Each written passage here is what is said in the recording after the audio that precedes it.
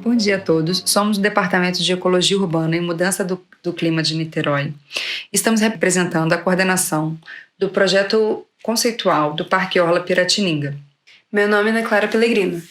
E o meu, Raquel Cruz. Niterói fica localizado no estado do Rio de Janeiro, no Brasil, com grande parte do seu território voltado para o Oceano Atlântico e Baía de Guanabara.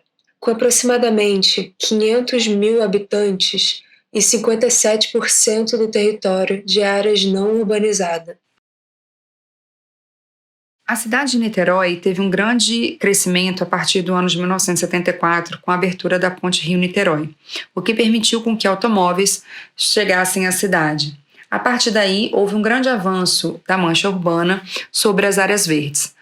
Até que, em 1992, com a criação do primeiro plano diretor da cidade, ele começa a limitar as unidades de conservação e a área a ser urbanizada.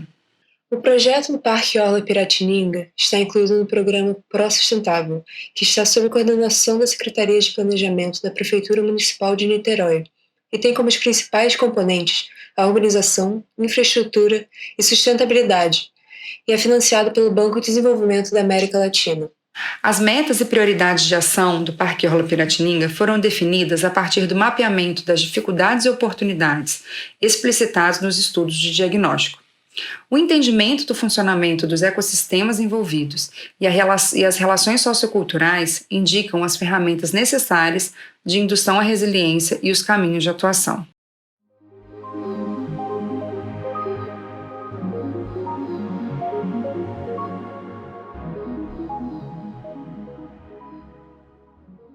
O que você entende por cocriação? O que o próprio nome diz, criar junto. Niterói tem experiência no assunto? Pode contar um pouco para nós? Sim, temos algumas experiências, como, por exemplo, o planejamento estratégico que foi feito no início deste governo, onde a população pôde dizer qual é a Niterói que queriam, e que deu base para todos os projetos e programas do atual governo. Mas hoje contaremos um pouco sobre o processo feito no projeto do Parque Orla Piratininga. Quais foram seus objetivos ao engajar no processo de cocriação? O principal objetivo foi fazer com que o projeto fosse, de fato, apropriado pela população. A cocriação foi diferente de outras abordagens usuais? Sim, usualmente são feitas reuniões no formato de audiência pública, onde levamos o projeto e a população pode opinar, questionar, tirar suas dúvidas. Então voltamos para o escritório, trabalhamos de novo e apresentamos outra vez, até que seja cumprido os desejos, enfim, de todos, né, os agentes e os próprios prazos, né, que sejam cumpridos. Nesse caso, foram utilizadas algumas oficinas, onde todos puderam opinar, desenhar, tomar conta do próprio território. Como você abordou o processo de cocriação? Quais atores vocês procuraram? Os atores... Nós descobrimos os atores a partir de visitas ao local e começamos a observar que existiam diferentes domínios territoriais e políticos.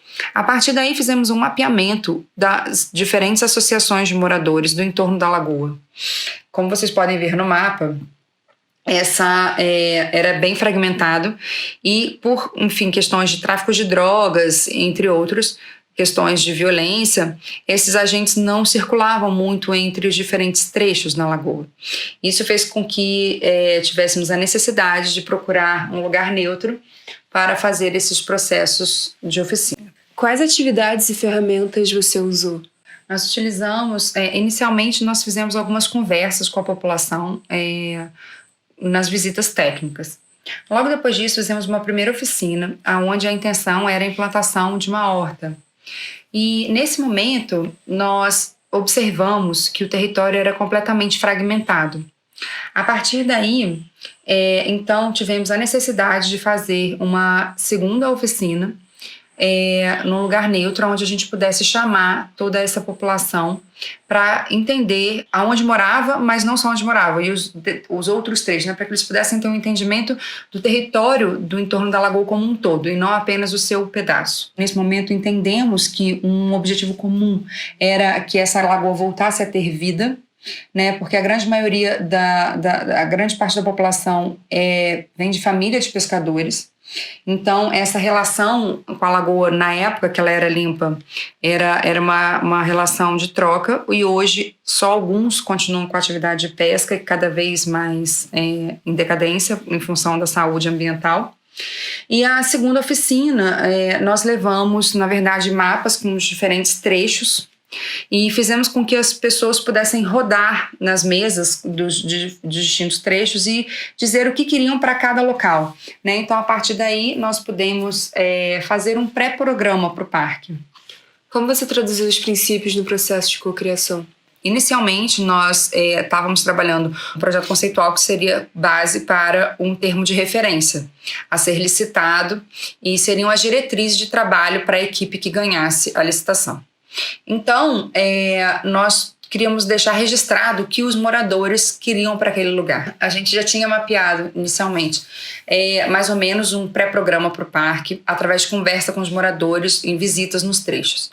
Então, nós fizemos adesivos com as principais atividades que eles falaram que gostariam que tivesse no parque, e fizemos alguns adesivos também para que as pessoas pudessem escrever caso não tivesse aquele programa.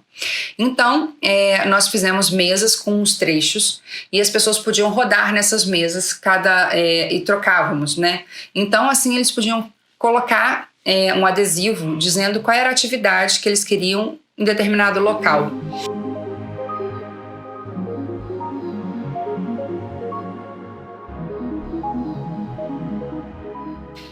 O que você aprendeu, achou desafiador? Quais foram as oportunidades? Acho que nós aprendemos muito o que vale a pena fazer esse tipo de oficina. Em 2 horas, nós podemos sair com um pré-programa que foi incluído no termo de referência, e o que ficaríamos horas, talvez, debatendo no escritório e não atenderíamos de fato a necessidade da população. O grande desafio é, enfim, pesquisar metodologias e fazer com que as outras pessoas, né, possam acreditar em nós mesmos, acreditar no modelo de oficina e não ter medo de aplicar isso com a população. Quais são as suas recomendações para outras cidades?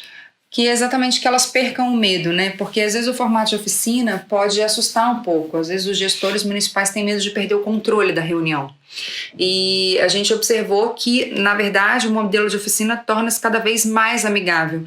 Nós tínhamos pessoas de oposição forte do governo dentro dessa oficina, que no final saíram nos abraçando e agradecendo por ter participado, enfim, daquele encontro, que na verdade é um encontro da sociedade, né? E muda a visão tanto da sociedade quanto do próprio governo.